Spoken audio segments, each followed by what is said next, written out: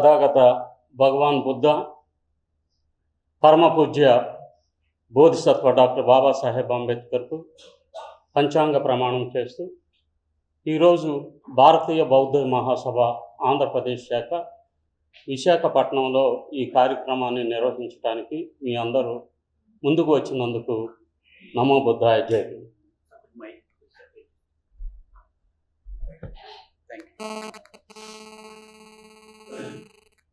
నేను ఈరోజు వాస్తవంగా మాట్లాడాలనుకున్న అంశం బౌద్ధం దాని విశిష్టత అని ఇచ్చారు.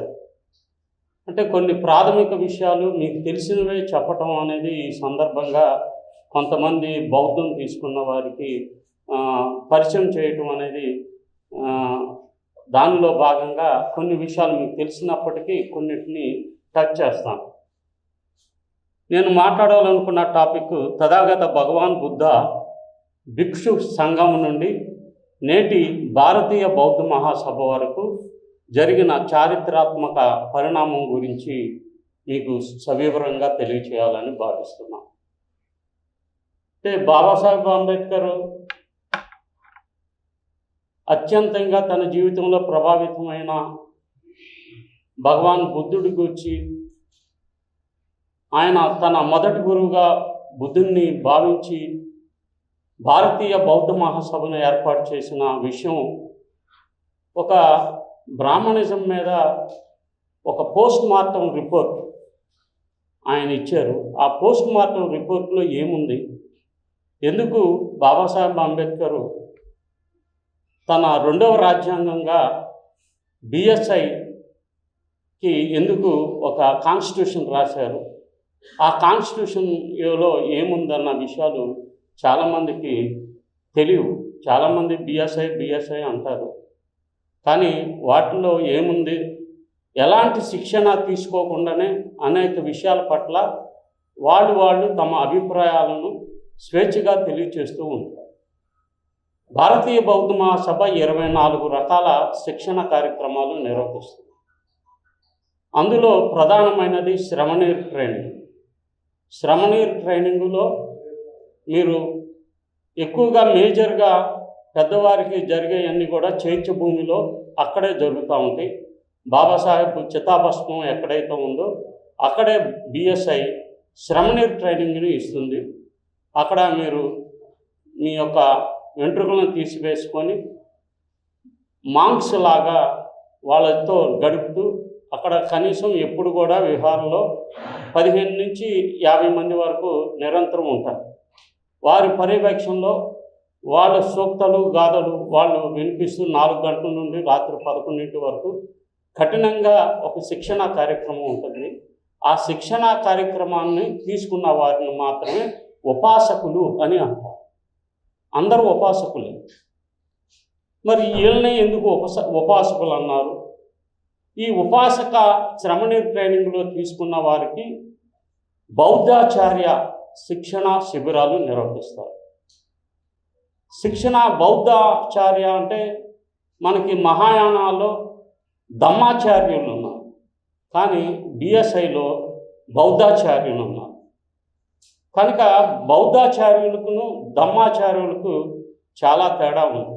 ఇప్పటివరకు సోదరులు బండి సత్యనారాయణ గారు మన సాహిత్యంలో బౌద్ధం గురించి చాలా గ్రంథాలను ఉల్లేఖించారు, చెప్పారు ఏమేమి ఉన్నాయని. నాకు కూడా అవి కొత్తగానే ఉన్నాయి.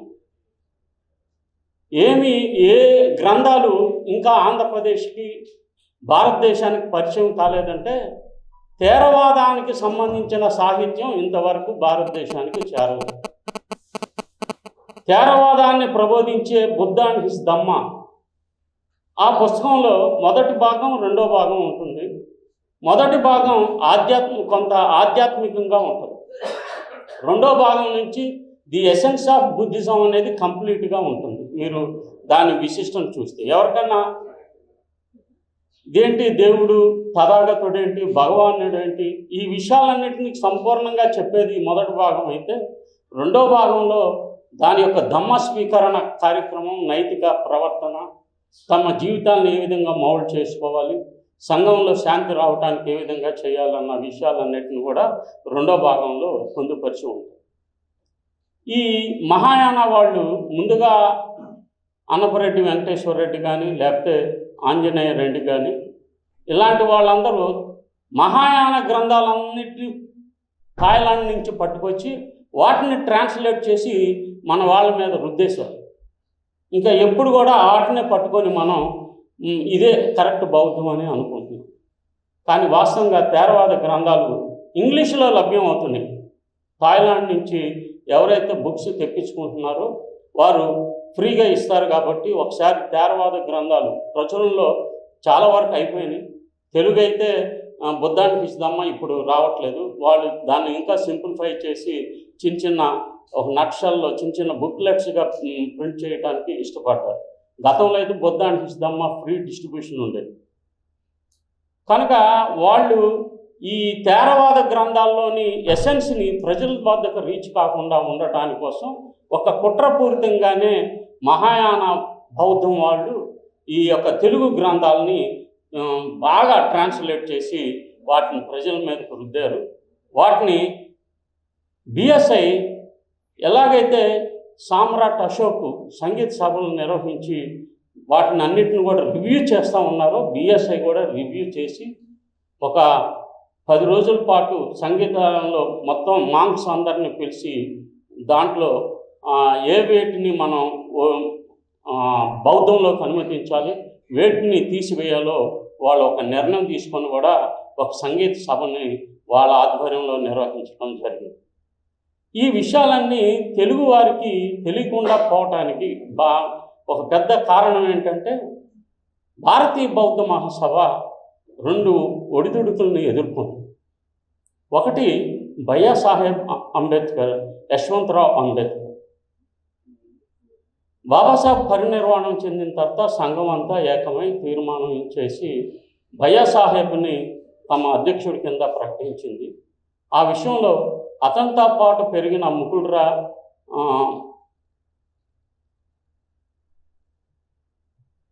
ముకుందరావు విభేదించారు. అయినప్పటికీ సర్దుకోపోయి ఆయనతోనే పనిచేశారు. అప్పుడు కూడా ఒకటే ఉంది. ఆయన పరినిర్వాణం చెందే వరకు కూడా బిఎస్ఐ ఒకటిగానే ఉంది. ఎప్పుడైతే భయ్యా సాహెబ్ యశ్వంతరావు గారు చనిపోయారో అప్పుడు ఫస్ట్ డివిజన్ వచ్చింది బిఎస్ఐ. దానికి కారణం ముకుందరావు తను నెక్స్ట్ అధ్యక్షుడు అవ్వాలని చెప్పి భావించి తను వేరేగా భారతీయ బౌద్ధ మహాసభని పెట్టడం జరిగింది. కానీ అది అంత పెద్ద ప్రాచుర్యానికి నోచుకోలేదు. ఆ సంఘం అంతా కూడా భయ్యా సాహెబ్ అంటే బాబాసాహెబ్ కోడలు మీరాతాయి అంబేద్కర్, ఆదరణీయ మీరాతాయి అంబేద్కర్ గారిని సంఘ అధ్యక్షుడుగా ఎన్నుకొని ఆ యొక్క ఇప్పటి వరకు కూడా ఆవిడే కొనసాగుతాం. ఆవిడ కొనసాగుతున్న టైంలో ఆ యొక్క బాడీలో చంద్రబోధి పాటిల్ అనేవారు జాతీయ ప్రధాన కార్యదర్శిగా ఉంటూ తన కీలకమైన కొన్ని చోట్ల ముఖ్యంగా ఆంధ్రప్రదేశ్ని తనకి బాగా అనుకూలంగా చేసుకొని ఇక్కడ ఒక 2 దశాబ్దాల పైగా చంద్రబోధి పాటిల్ బిఎస్ఐఏ ఇక్కడ ఆంధ్రాలో ఉంది. అసలుకి ఒరిజినల్ బిఎస్ఐ ఆంధ్రప్రదేశ్లోకి రాల. నేను కూడా ఆ బిఎస్ఐలోనే నేను ఒక 20 సంవత్సరాల పాటు పనిచేస్తూ ఉన్నాను. నేను ఒక జిల్లా కార్యదర్శిగా పనిచేస్తూ ఉన్నాను. ఈ విషయాలు నాకేం తెలియదు. ఎప్పుడైతే ఈ సోషల్ మీడియా ద్వారా నేను రాస్తున్న రచనలు కానివ్వండి, పోస్టింగ్స్ని చూసి మహారాష్ట్రియన్స్ ఒక జగదీష్ గవాయ్ అని చెప్పి ఆనాటి జాతీయ ప్రధాన కార్యదర్శిగా ఉన్న జగదీష్ గవాయ్ గారు నాతో మాట్లాడి నన్ను ఈ శ్రమణీర్ ట్రైనింగ్ కోసం తీసుకెళ్తే ఆ రోజు 15 మంది మేము ఆంధ్రప్రదేశ్ నుండి వెళ్ళి శ్రమణీర్ ట్రైనింగ్ పొంది మేము ఆంధ్రప్రదేశ్లో బాబాసాహెబ్ బిఎస్ఐని స్థాపించడం కోసం ముందుకు వచ్చాం. కానీ సంఘం ఆల్రెడీ ఒక 2 దశాబ్దాల పైగా ఉన్న సంఘం మాతో కలవలేదు. దానివల్ల బౌద్ధం ఏమైందంటే ఎక్కడికక్కడికి ముక్కలుగా ఎవరికి వాళ్ళు అంటే బాబాసాహెబ్ స్థాపించిన సంఘాలు ఉండగా ఎవరికి వాళ్ళు ఎందుకు విహారాలు నిర్మించుకుంటున్నారు? తమ సొంత విహారాలను, తమ సంస్థలను ఎందుకు నిర్మించుకుంటున్నారంటే వాళ్ళ యొక్క ఆధిపత్యం వ్యక్తివాదం పోకుండా ఉండటానికి తమ యజమాని సంఘం మీద ఆ సంఘం తమ కంట్రోల్లో ఉండటానికి ప్రతి ఒక్కరు వివిధ సంఘాలను నిరంతరం కోట్ల సంఘాలను స్థాపిస్తూ ఉన్నారు. ఒక 5గురు ఉంటే 5గురికి 5 సంఘాలు ఉంటాయి, 5గురిలో 3గురికి ఒక సంఘం, 2రికి ఒక సంఘం. ఇట్లాగా ఎంత ఇది బౌద్ధంలోకి వచ్చింది. ఇది మామూలుగా ప్రజా సంఘాల్లో ఉంది, తర్వాత బౌద్ధంలో బాగా వెళ్ళిపోయింది. ఇప్పుడు రాజకీయంగా ఎదగాలన్నా కానీ వాడు పోటీ చేయడు, ఏమీ చేయడు, వాడు ఒక పార్టీకి అధ్యక్షుడిగా ఉంటాడు. ఈ భావం వలన సంఘటిత శక్తి సంఘం శరణం గచ్చామి, సంఘాన్ని ఏమని అడుగుదాము, ఈ సంఘం చీలిపోయి ఉన్నప్పుడు సంఘాన్ని ఏమి అడుగుదాము, ఈ సంఘం ముందు నేను ప్రమాణం చేస్తున్నాను, నేను నైతికతతో నిజాయితీతో అవినీతి లేకుండా ఈ సంఘ నిర్మాణంలో నేను పాల్పంచుకున్నానని ప్రమాణం చేస్తున్నాను. ఈ సంఘంలోకి వచ్చిన అన్ని రొక్కాలు, ఖర్చులు, రాబళ్ళు అన్నిటిని కూడా నేను సంఘానికి పూర్తిగా తెలియచేస్తాను అని చెప్పే వ్యవస్థ సంఘ నిర్మాణంలో ఉంది. ఆ సంఘం లేకుండానే ఇవన్నీ జరగటం వలన అనేకమైన విషయాలు జరిగాయి. సరే, ఇలా జరుగుతున్న క్రమంలో ఈరోజు ఈ టాపిక్ సంబంధించి బాబాసాహెబ్ అధికారికంగా ఈ నెల మే 4, 1955లో మహారాష్ట్రలో ఈ భారతీయ బౌద్ధ మహాసభ ట్రస్ట్ని ఏర్పాటు చేశారు. దాన్ని 1955 ముంబైలో జరిగిన మే 8వ తారీఖున ఒక పార్కులో ఆయన డిక్లేర్ చేశారు. ఈ రోజు నుంచి సామాజిక పోరాటాలకు అందుబాటులో ప్రధానంగా బ్రాహ్మణ కుట్రలను వ్యతిరేకించడానికి, అన్ని సామాజిక అంశాలను వ్యతిరేకించడానికి భారతీయ బౌద్ధ మహాసభను ఏర్పాటు చేస్తున్నామని చెప్పి ఆ పార్కులో ప్రకటించారు. చాలామంది అంటూ ఉంటారు, ఏమనంటే మీరు బుద్ధిస్ట్ అండి, మీరు ఎందుకు ధార్మిక సంబంధించిన అంశాలనే మీరు మాట్లాడాలి కానీ సామాజిక అంశాల గురించి మీరు ఎందుకు మాట్లాడతారు. కొంతమంది ఇంకా ముందుకు వెళ్ళి మేము ధార్మిక విషయాలే కాదండి, వీఆర్ నాట్, మేము రిలీజియస్గా ఉండము, మేము non agitational, non political, non religious, ఈ మాటలు మాట్లాడతాం. ఈ మాటల ద్వారా ఏం చేస్తూ ఉంటారంటే వాళ్ళు అనుకున్న ఆయన్ని ఎజెండా లక్ష్యాలు నెరవేరిన తర్వాత వాళ్ళు మళ్ళీ పొలిటికల్ అవుతారు. మొన్నటి వరకు పొలిటికల్ అనకుండా అనని వాళ్ళు మళ్ళీ పొలిటికల్ అవుతారు, మళ్ళీ రిలీజియస్ అవుతారు, మరలా యాజిటేషన్ అంటారు.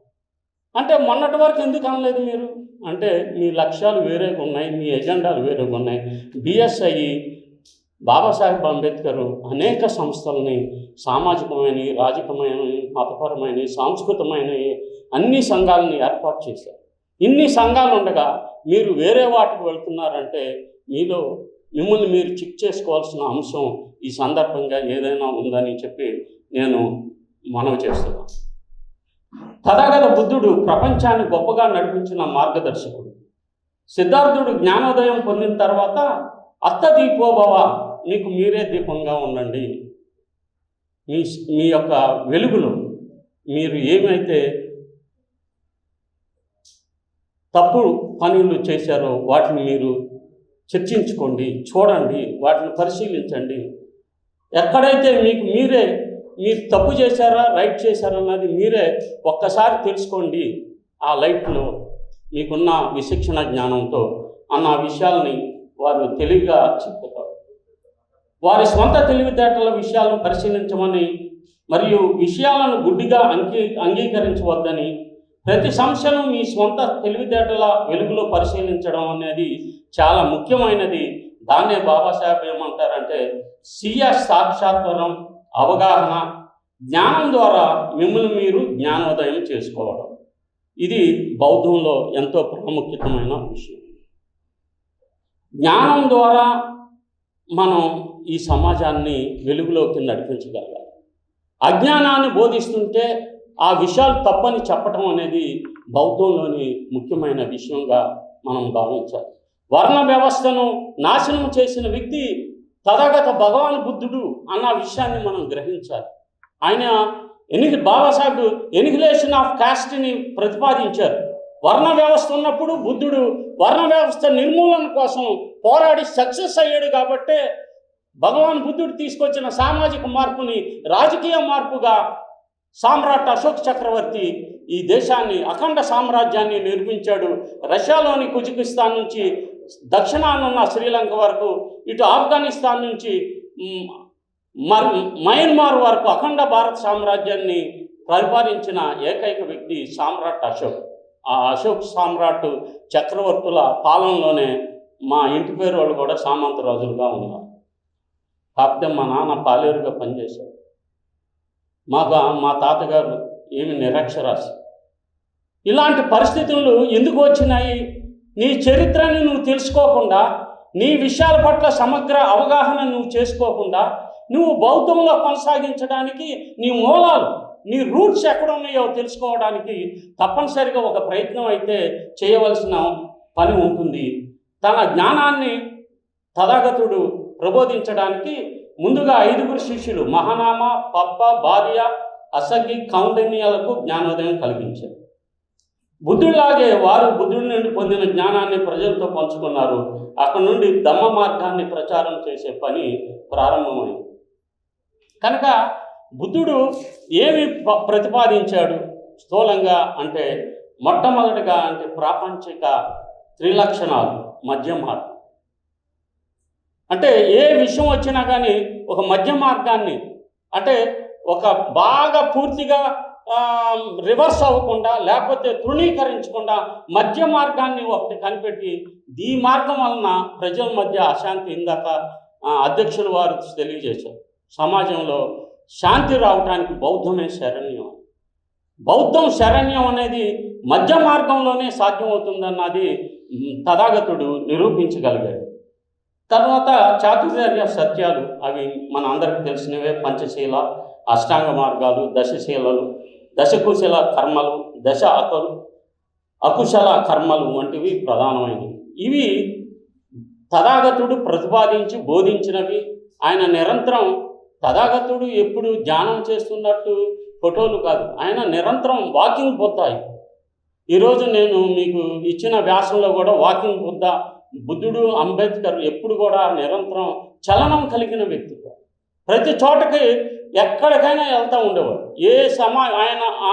ఆయన వెళ్ళని సమావేశం లేదు, ఆయన పిలవని ఆర్గనైజేషన్ లేదు. ఈవెన్ బ్రాహ్మిన్స్ కూడా ఆయన యొక్క ఆయన్ని తమ స్పీకర్గా ఆహ్వానించేవాడు. కనుక ప్రతి చోటకి ఈ విషయాలన్నిటిని కూడా ప్రచారం చేయటం అనేది, బౌద్ధులు ఫస్ట్ ఏం చేయాలంటే, బాగా బౌద్ధాన్ని ప్రచారం చేయాలంటే మన పూర్వీకులు ఏ విధంగా అయితే తిరగగలిగారో వాటిని నిరంతరం ప్రచారం చేయగలరు. కొంత అవాంతరాలు ఉండొచ్చు, అనారోగ్యం కలిగి ఉండొచ్చు, కానీ నిరంతరం కూడా ప్రయత్నం చేస్తే డెఫినెట్గా మనం సఫలీకృతం అవుతాం. ఇంకా నాకు 4 నెలల సర్వీస్ ఉంది. ఈ 4 నెలల రిటైర్మెంట్ తర్వాత నేను ఫుల్ టైమర్ కింద నేను పనిచేయబోతున్నాను. ఈ ఫుల్ టైమర్ తర్వాత ద్వారా నేను ఒక వెహికల్ కూడా ఏర్పాటు చేస్తున్నారు. నాకు ఒక క్యారవాన్ అనేది ఒకటి ఏర్పాటు చేసి పల్లెటూర్లకి వెళ్ళి ప్రతి వీకెండ్స్లో నేను అక్కడ మన రాజ్యాధికారం కోసం సాధించడానికి కోసం నేను ఒక ఫుల్ టైమర్గా మారబోతున్నాను ఆగస్టు తర్వాత.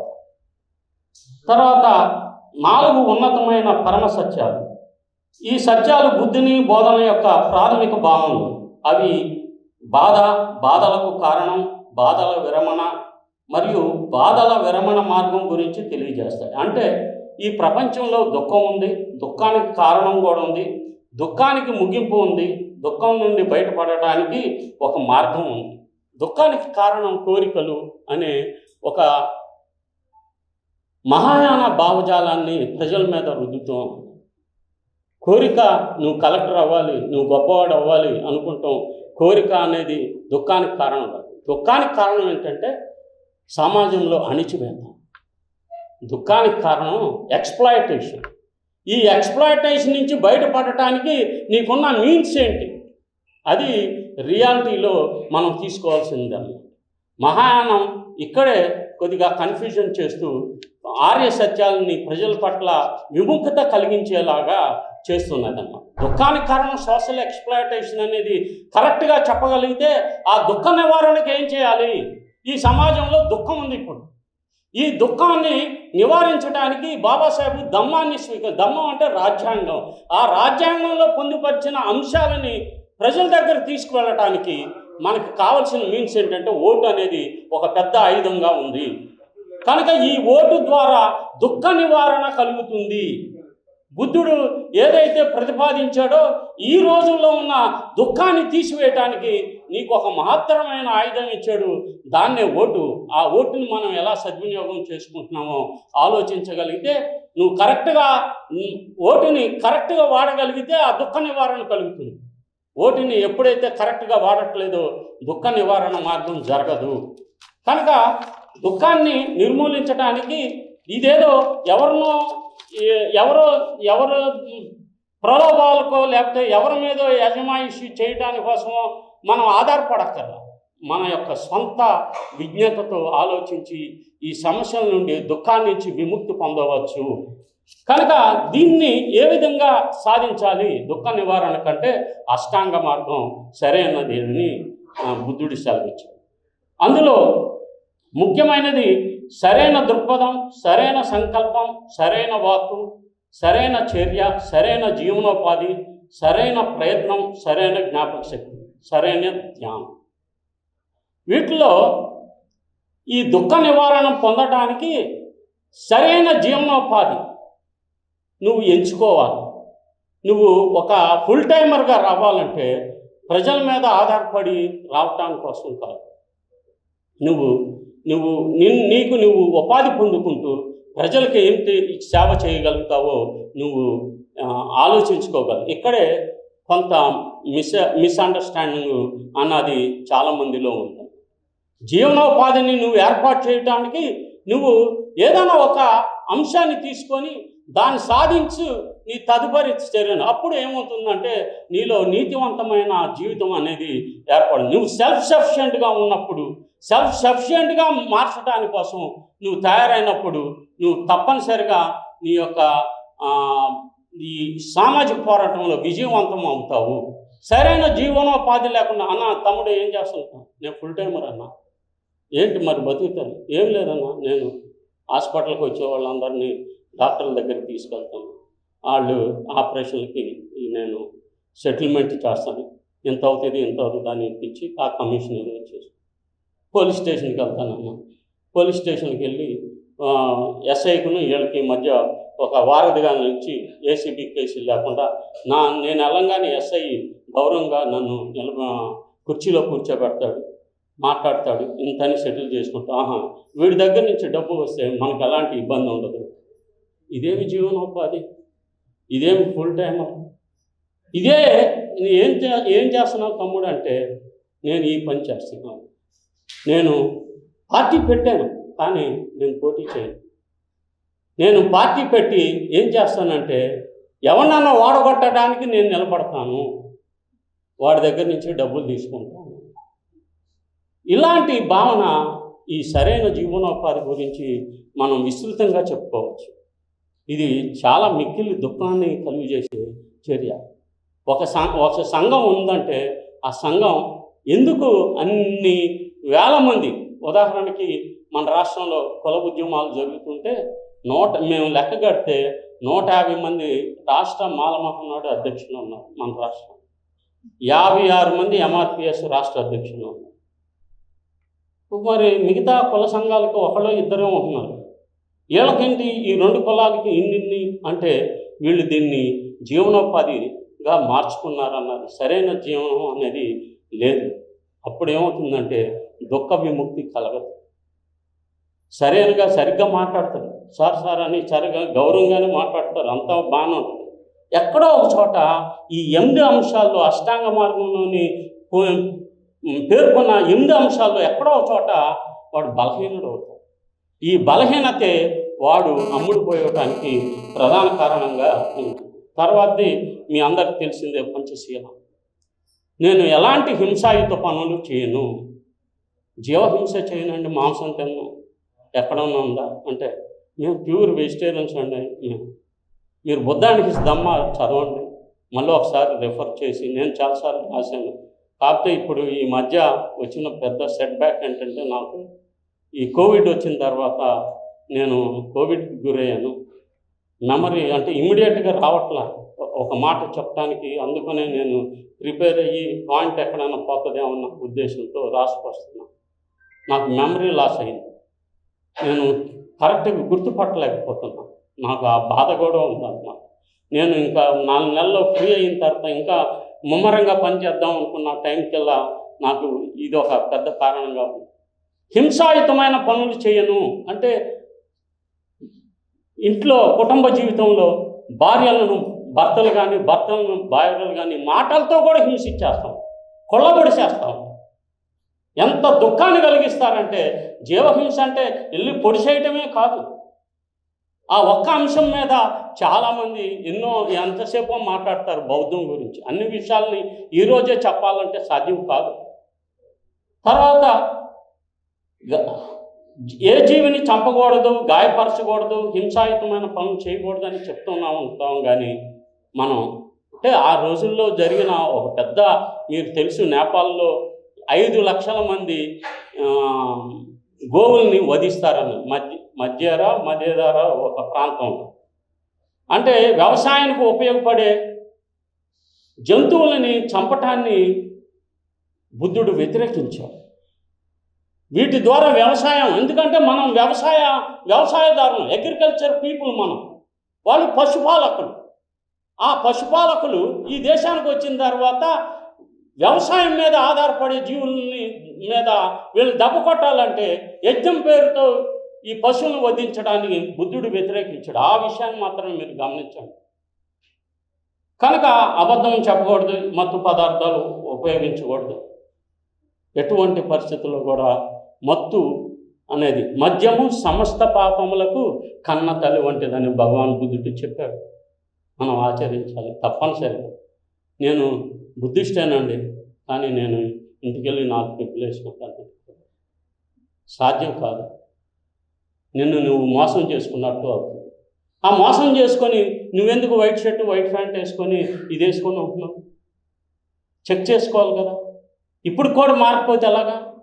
ఇవేంటంటే ఈ 5 పంచశీల రోజు ప్రాక్టీస్ చేసే అంటే చేయటం సాధ్యం కాదు. ఇప్పుడు ఏదో ఫోన్ వచ్చింది అనుకోండి, ఇంటి దగ్గర నుంచి ఎక్కడున్నావు, ఎక్కడ ఫ్రెండ్ దగ్గర ఉన్నావు, ఏదని చెబితే అక్కడ ఆవిడ ఏమని బ్యాడ్గా ఊహించుకుంటుందో అని ఒక అబద్ధం చెప్పేస్తాం మనం.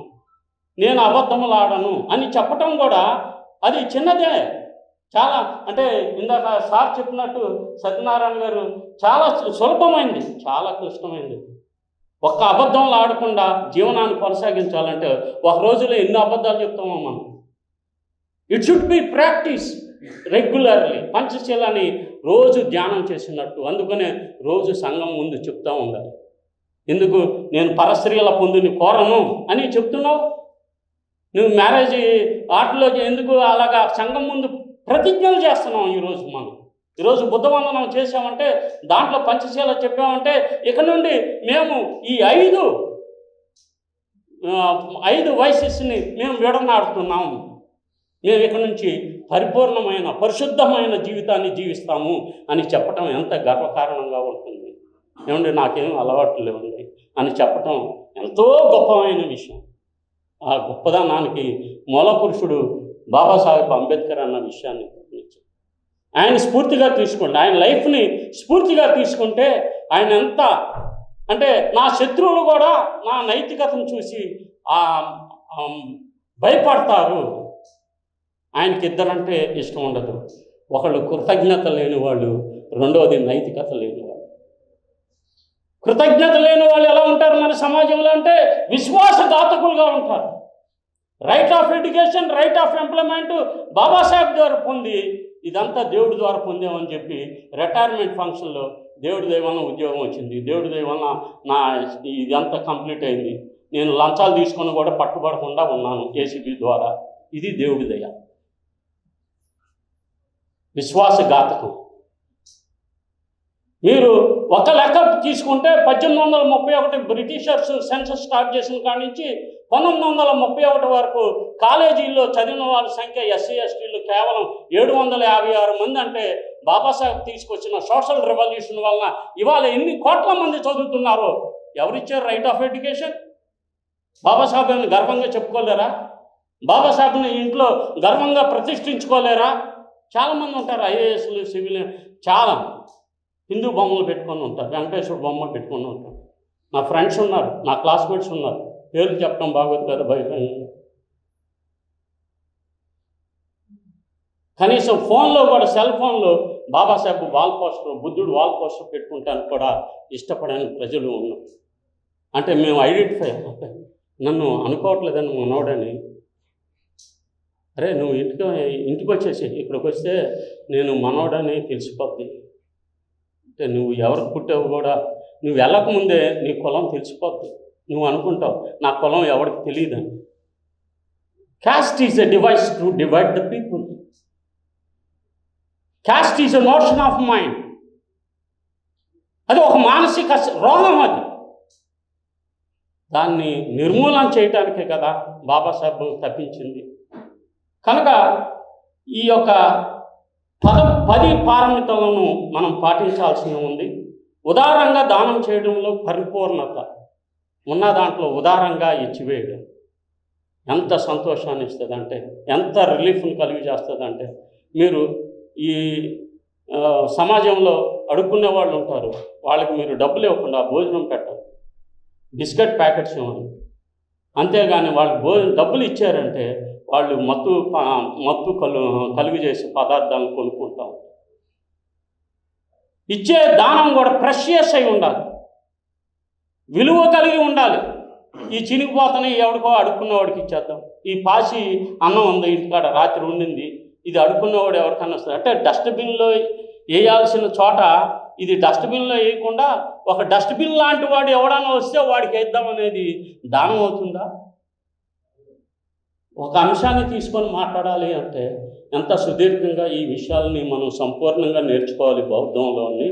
నాకు బౌద్ధం మీద డెప్త్గా వెళ్ళాలని ఉంది, కానీ నాకున్న టైంలో సోషల్ ఇష్యూస్, అనేక సోషల్ ఇష్యూస్ నిరంతరం నాకు ఫోన్ చేసి, అన్నా నువ్వు ఈ ఫలానా వాళ్ళ సమస్య మీద ఇది చేసావు కదా, ఫలానా వాళ్ళ చోట ఇది జరిగిందంటే నేను వెంటనే నేషనల్ ఎస్సీ కమిషన్కి సంతోషానికి లెటర్ పేడ మీద నేను రిప్రజెంట్ చేస్తాను. అది కమిషన్ వాళ్ళకి నోటీసులు ఇస్తుంది.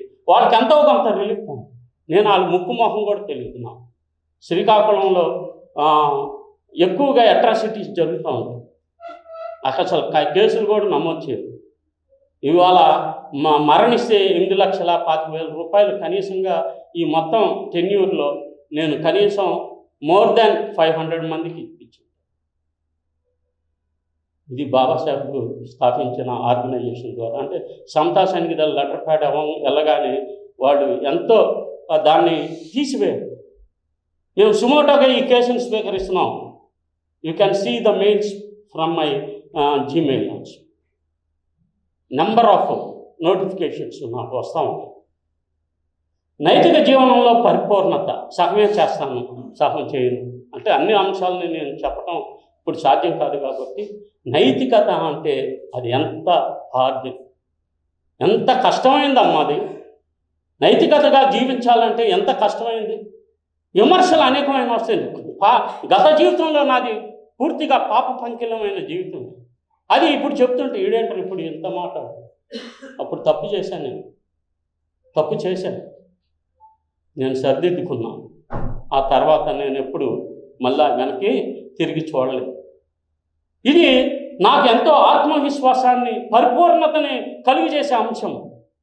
దానికి కారకులు బాబాసాహెబ్ అంబేద్కర్, భగవాన్ బుద్ధుడే అన్నది మీకు తెలియజేయాలనుకుంటున్నాను. ఇక ప్రజ్ఞ సాధనలో పరిపూర్ణత, తెలివితేటలు పెంచుకుంటాను పరిపూర్ణత, ఇవన్నీ ఒక్కొక్కటి లింకప్ అయిన అనేకమైన విషయాలు. మైత్రిపూర్ణ యొక్క సర్వజీవులు మానవుల పట్ల పరిపూర్ణ మైత్రి భావన మనకి అనేది చాలా ముఖ్యం. మైత్రి మన మధ్య లేదు. మన మధ్య ఎప్పుడైతే మైత్రి లేదో విభేదాలు ఆటోమేటిక్గా వస్తూ ఉంటాయి.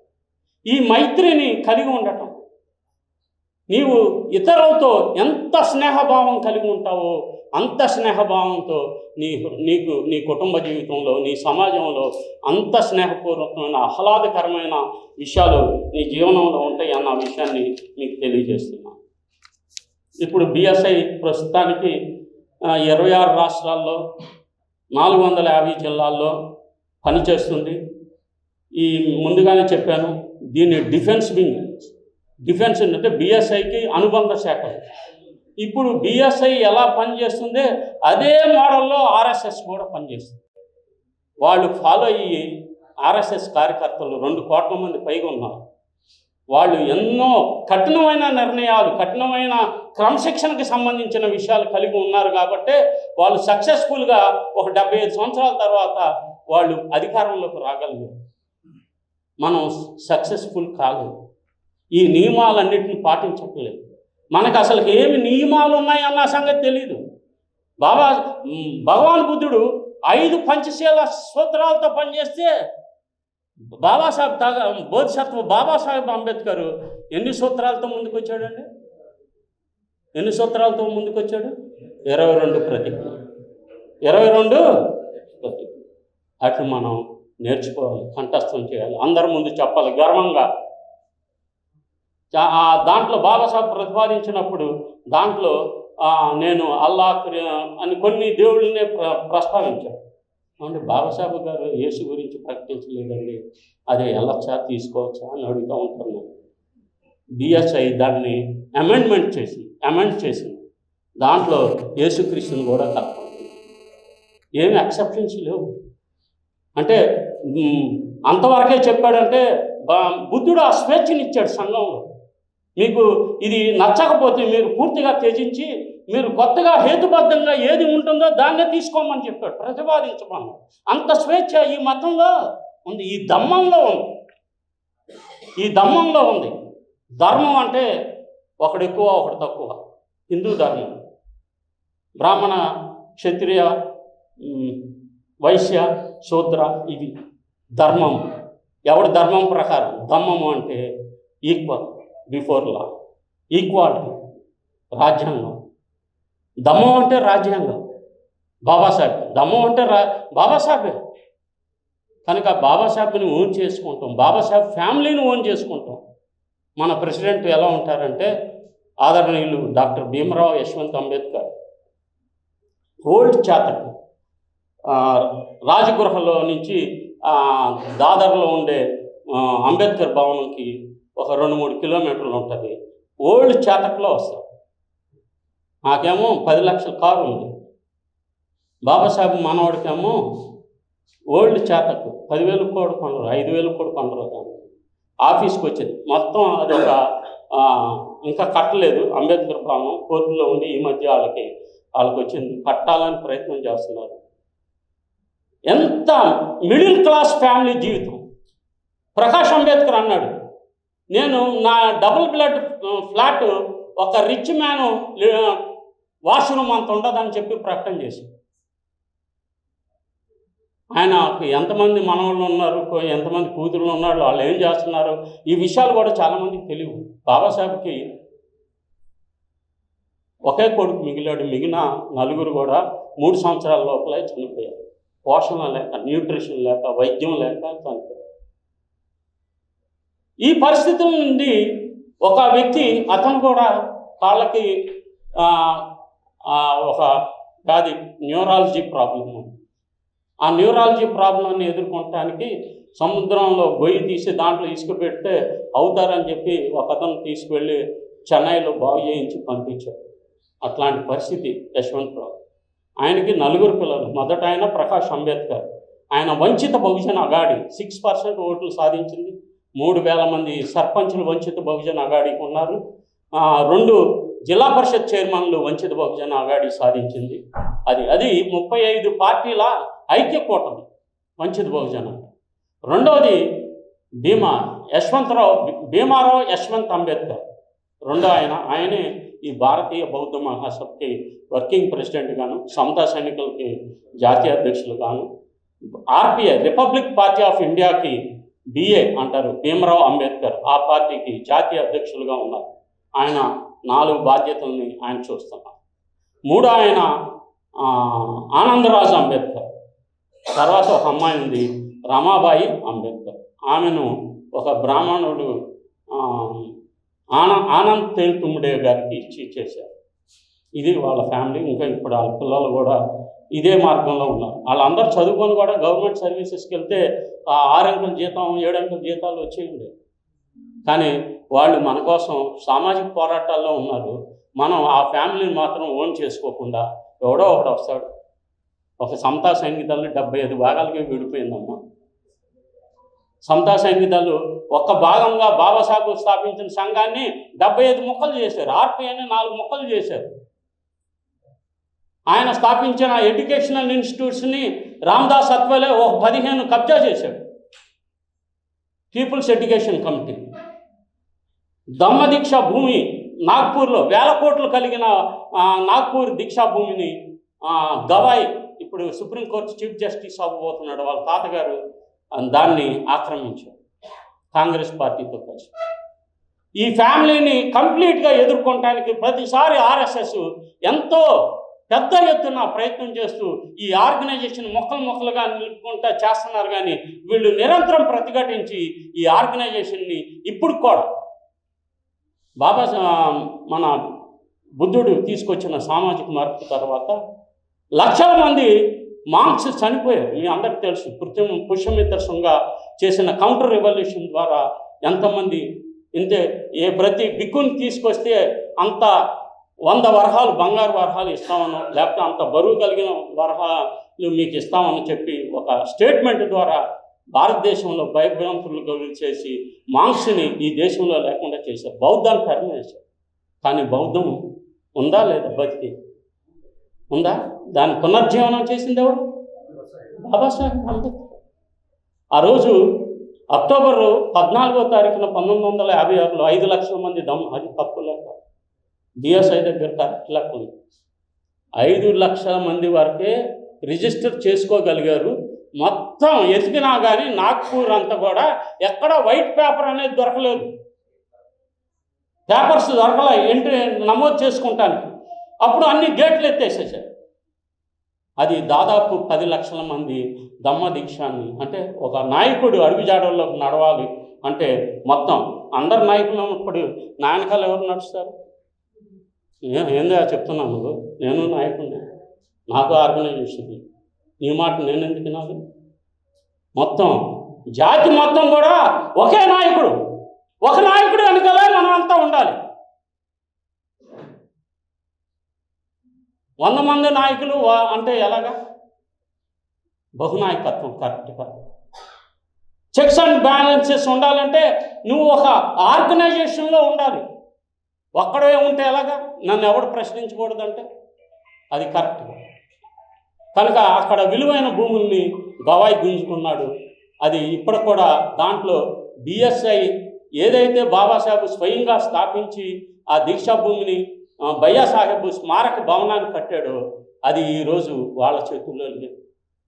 వాళ్ళ ఆర్గనైజేషన్స్ అన్నీ కూడా చెరపట్టబడి మొక్కలు చేయబడ్డాయి. అయినా ఈ ఫ్యామిలీ దాన్ని నిలబెట్టడం కోసం ప్రాణం అన్నిటిని వదులుకొని అందరు చదువుకున్న ఇంజనీరింగ్ చేశాడు, బీటెక్ చేశాడు, బిఎల్ చేశాడు. ఎంతో నిష్పక్షపాతమైన జీవితాన్ని బాబాసాహెబ్ ఫ్యామిలీ చేస్తుంది. దానికి మనందరం బలం చేకూర్చాలని చెప్పి నేను విజ్ఞప్తి చేస్తున్నాను. కనుక మీరు ఈ బౌద్ధ సంఘాన్ని నాశనం చేయడంలో నాగవంశీయ రాజుల్ని బాలికల్ని ఎరవేసి చెరబట్టడంలో ఎంత కుమార్ భట్ అనేవాడు కానీ మిగతా వాళ్ళు కానీ ఎంత నాశనం చేశారో మీరు అందరికీ తెలుసు. కుమార్ భట్ అయితే అతనికి ఈ పాళీ భాషలో ఏ విషయాలు కూడా అర్థం కాలేదు. కనుక అతను తన యొక్క వేషం రూపం మార్చుకొని బౌద్ధ సంఘంలో చేరి ఈ విషయాలన్నింటినీ సమగ్రంగా నేర్చుకొని ఆ తర్వాత వాళ్ళందరినీ తుదముట్టించారు. బౌద్ధం మానవాళ్ళు లేకుండా బుద్ధగయలో రావి చెట్టుని నాశనం చేశారు. అది బతికిందా లేదా? దాని కొమ్మలు శ్రీలంకలోకి వెళ్ళి ఇప్పుడు పెద్ద మహావృక్షంగా ఉందా లేదా? జీవం కలిగింది బౌద్ధం. జీవం కలిగింది బౌద్ధం. నిరంతరం ఉండేది బౌద్ధం. బౌద్ధమే ఈ దేశానికి శరణ్యం అన్నది ఈ సందర్భంగా మనం కొన్ని విషయాలు తెలుసుకోవాలని చెప్పి నేను ఆశిస్తున్నాను. ఇంకా చివరిగా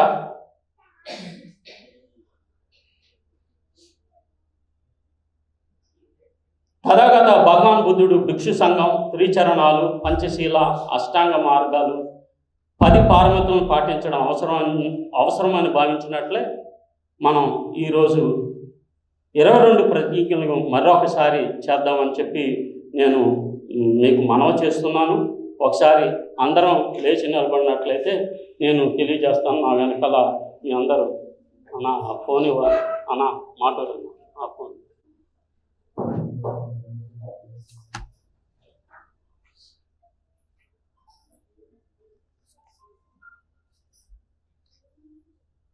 ఉందా ఎవరి దగ్గర రెడీగా?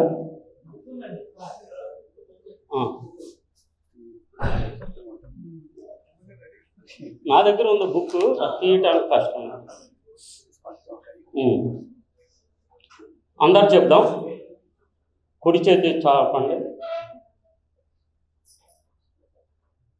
నేను బ్రహ్మ విష్ణువులను దేవుళ్ళుగా భావించను, వారికి పూజలు చేయను.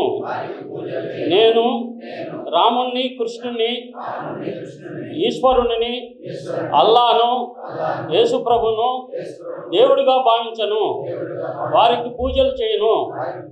నేను గౌరీ, గణపతి మొదలగు హిందూ మతం యొక్క ఏ దేవీ దేవతలను వారికి పూజలు చేయను, అంగీకరించను. ఈశ్వరుడు అవతారాలెత్తాడని దానిని నేను విశ్వసించను. బుద్ధ భగవానుడు విష్ణువు యొక్క అవతారం అనేది అబద్ధమని, అది మూర్ఖపు ప్రచారంగా నేను భావిస్తున్నాను. నేను శ్రాద్ధాలు పెట్టను, పిండదానాలు చేయను. నేను బౌద్ధ ధర్మాన్ని విరుద్ధమైన ఏ విధమైన పనులు ఆచరించను. నేను ఏ కార్యాలను బ్రాహ్మణులచే జరిపించను. సర్వమానవ మాతృలు సమానమని భావిస్తాను. నేను సమతను స్థాపించుటకు ప్రయత్నిస్తాను. నేను బుద్ధ భగవాని ద్వారా చెప్పబడిన ఆర్య అష్టాంగ మార్గాన్ని అవలంబిస్తాను. నేను బుద్ధ భగవానుడు ప్రతిపాదించిన 10 పారమితులను పాటిస్తాను.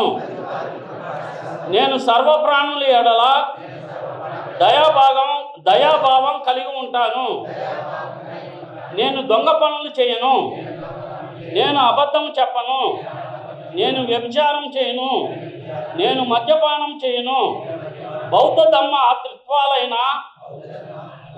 జ్ఞానం, శీలం, కరుణను సమన్వయపరిచి నేను నా జీవనాన్ని సాగిస్తాను. మానవుల క్షేమానికి హానికరమైన మానవులను అసమానులుగాను, నీచులుగాను భావించే నా పురాతన హిందూ ధర్మాన్ని త్యజించి నేను బౌద్ధ ధర్మాన్ని స్వీకరిస్తున్నాను.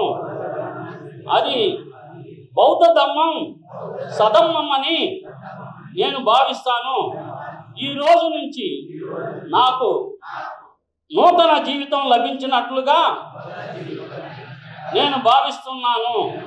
ఇప్పటి నుండి నేను బుద్ధుని శిక్షానుసారంగా ప్రవర్తిస్తానని సంఘం ముందు ప్రతిజ్ఞ చేస్తున్నాను. మనస్ఫూర్తిగా ప్రతిజ్ఞ చేస్తున్నారా? సాధు సాధు సాధు. జై బుద్ధ, నమో బుద్ధాయ. ఎక్కువ టైం అన్నందుకు మన్నించండి.